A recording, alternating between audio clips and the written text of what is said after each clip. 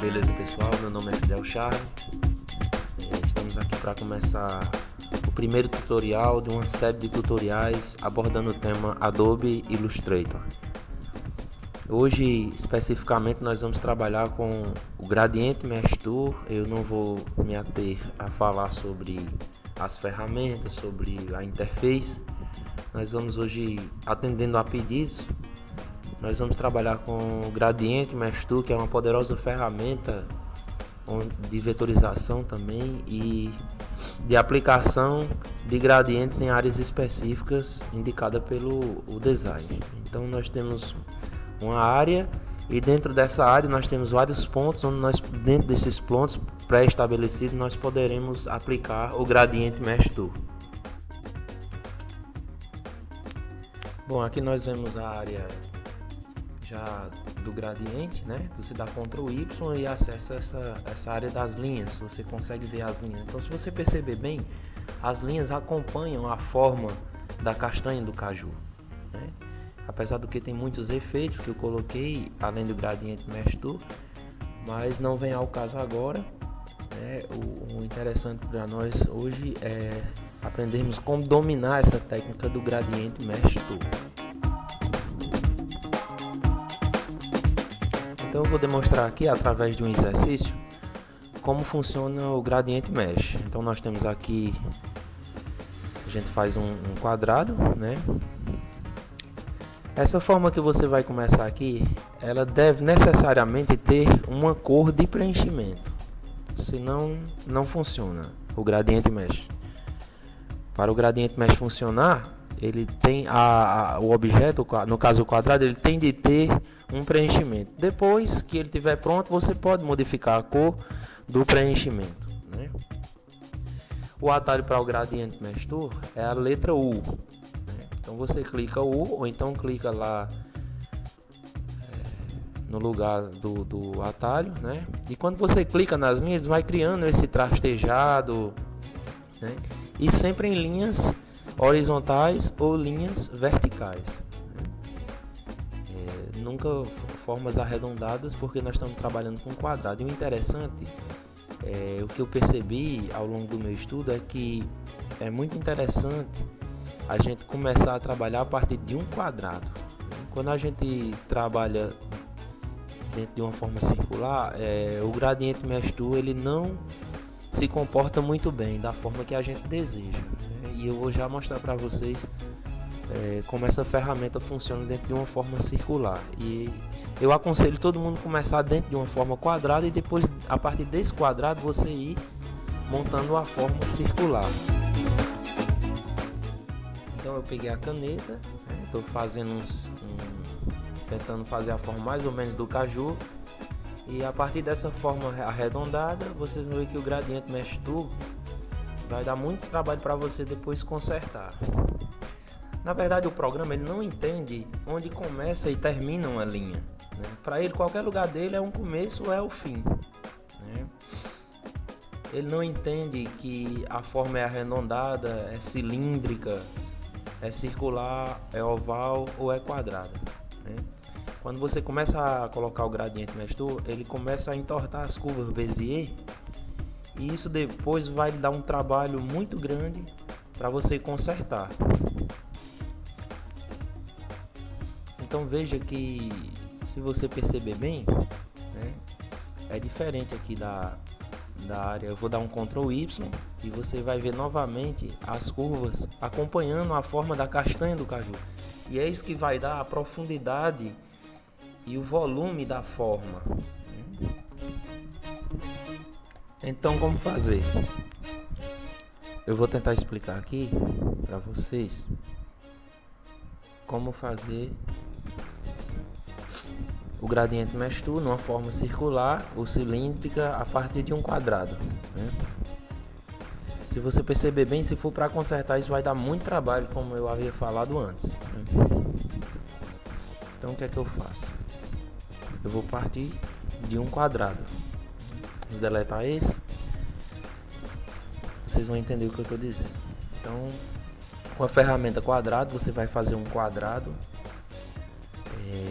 do tamanho da forma que você quer, né? dessa forma aqui. Como o quadrado está com preenchimento, você não está vendo a forma que está atrás, né? Então você vem aqui na layer, né? Você seleciona, com a imagem selecionada, você seleciona template e ela vai ficar semi-transparente.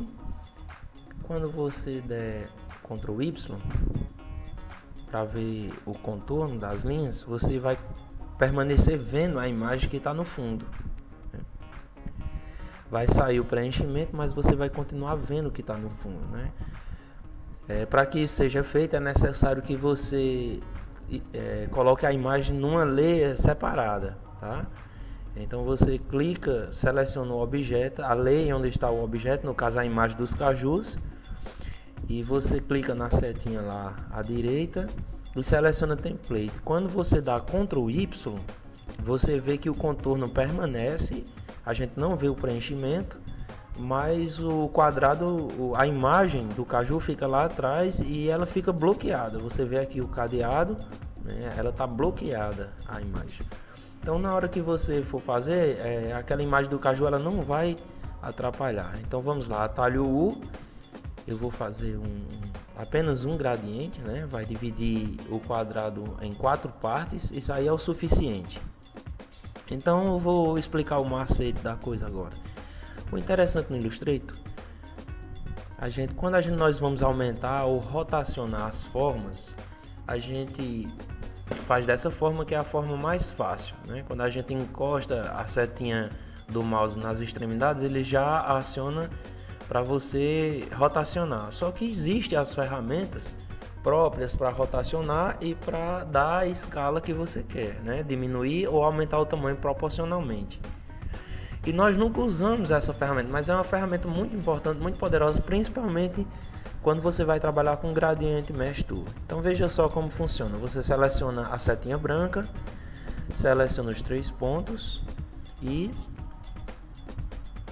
com o atalho R, a ferramenta de rotacionar, Rotate Tool, você vai rotacionar os 3 pontos e a linha de forma que fique mais ou menos alinhada com o topo do caju onde pega a castanha. Aí atrás você faz da mesma forma, seleciona os 3 pontos com a ferramenta setinha branca, clica em R, que é o atalho, e vai rotacionar, né? O interessante da ferramenta da rotação é que você pode escolher o ponto de onde você quer partir o centro da rotação, né? Então veja que o interessante é que você rotaciona, mas as curvas Bezier ela acompanhou a rotação, ou seja, ela permanece, as arestas da curva Bezier ela fica acompanhando a linha, né, o centro da rotação. Então ela não se modifica nem distorce como se você fosse partir de uma forma arredondada já, né?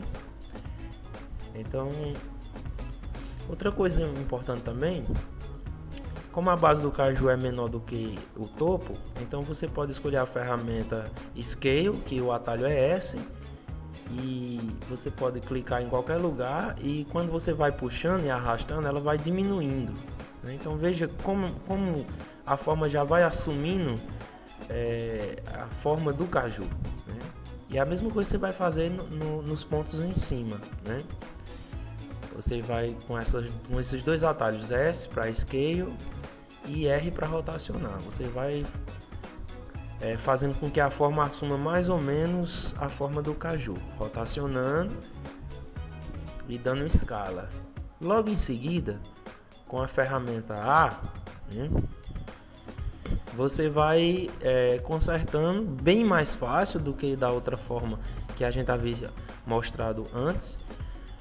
Com a ferramenta A, você vai pegando a setinha e vai colocando a forma das curvas Bezier de acordo com a forma que está abaixo, né? E o interessante, as linhas vão acompanhando sem deformação nenhuma, praticamente nenhuma, a forma do caju, né? É um pouco trabalhoso, é um pouco demorado, mas com certeza dessa forma é muito melhor do que você partir como base de uma forma circular, né? Isso serve também quando você não tem, você vai fazer algum produto ou um rótulo de uma garrafa, por exemplo, para aplicar, para mostrar a um cliente. Você não tem a foto da garrafa em alta resolução, você só dispõe de uma foto em baixa resolução, você pode construir a sua própria garrafa, né? Ao invés de você pegar uma garrafa que já existe. Então, por cima da forma da garrafa, você coloca o seu rótulo e fica muito mais bonito, muito mais apresentável para o cliente. Isso vai dar um impacto interessante, né? Então veja que quando eu começo a modificar as curvas Bézier, com base nessa linha central, as outras linhas elas vão assumindo a mesma curvatura, e isso é o que vai dar o volume ao caju, no nosso caso aqui. Quando você clica na ferramenta U novamente, né, no atalho U do gradiente Mesh Tool, veja que as linhas vão assumindo e vão acompanhando a forma da primeira linha que já havia feito ali no centro, no caso a linha central, né? E depois você vai só ajustando, né, para que ele fique da forma que você deseja, né? Então veja que bacana, que interessante. Logo em seguida nós vamos tentar colocar as cores. E uma coisa interessante que tem no Gradiente Mesh Tool é a possibilidade de você copiar as cores da imagem que está no background. Então, se você for fazer o rosto de uma pessoa, por exemplo, qualquer tipo de imagem que tiver no fundo, quando você seleciona cada ponto e com a ferramenta conta-gotas, cujo atalho é a letra I, você vai clicando na imagem que está atrás e ele vai assumindo as cores do que está atrás. Então, em termos de cores e de forma, é praticamente perfeito o Gradiente Mesh Tool nesse sentido. Então, nesse caso aqui, nós estamos selecionando esse ponto e eu vou clicar no amarelo, né? Então, esse gradiente ele está nesse eixo X, né, positivo, e X negativo, e ele está indo do X para esse outro ponto vermelho, e ele já automaticamente já entende que 50% vai ser amarelo e 50% vai ser vermelho, tanto para o X positivo para a direita como para o X negativo. Se você colocar uma cor azul no ponto seguinte, você vai ver, ele escolhe mais ou menos o centro para dividir as cores. E o bacana disso é que você pode deixar esse gradiente de uma forma de uma ruptura mais brusca, né? Se você puxar isso para cá, ele vai dar uma ruptura aqui no centro, né? E isso é perfeitamente ajustável, perfeitamente customizável pelo design, né? Então, se você for afastando, ele vai assumindo a forma que você quiser dar a ele. Eu vou colocar outros pontos aqui. Como a última cor selecionada foi o azul, ele assume o azul, né? Mas você seleciona no ponto e com a ferramenta aí, você pegando o conta-gota, você vai pegando qualquer cor do gradiente, né? O azul forte, esse tom de violeta e assim sucessivamente, né? Isso aqui, essa possibilidade de você selecionar os pontos e colocar cores no ponto específico é o que vai dar a forma, o volume e o brilho da forma. Só para a gente finalizar o tutorial, eu vou demonstrar como a gente faz para copiar a cor do background. Eu vou desabilitar aqui o template da imagem, ela agora está acessível com a sua cor normal. Eu vou dar um Ctrl 2, que é um atalho para bloquear a imagem, para não ficar acessível, né? Aí vou selecionando os pontos, né? Eu vou selecionando o ponto e com conta-gotas, que o atalho é a letra I, eu vou copiando. Ele vai assumindo as cores que estão por trás. Vou selecionar esse ponto aqui.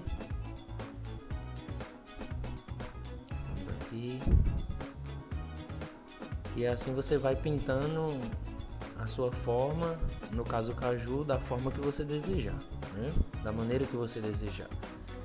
Então, quando o ponto está selecionado, onde o conta-gotas pega, ele copia aquela cor e assume o gradiente de acordo com as cores que estão em volta dos pontos.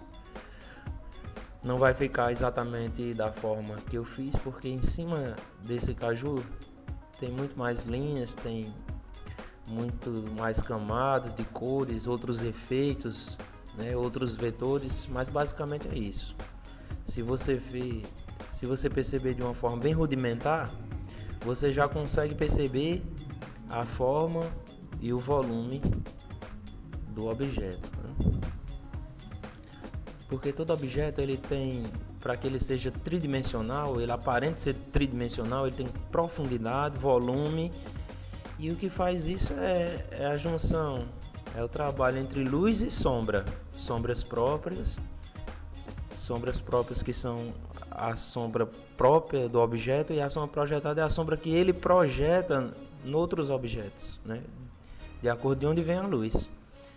Isso aí, se vocês estudarem um pouquinho, vocês vão perceber que como é que funciona, né?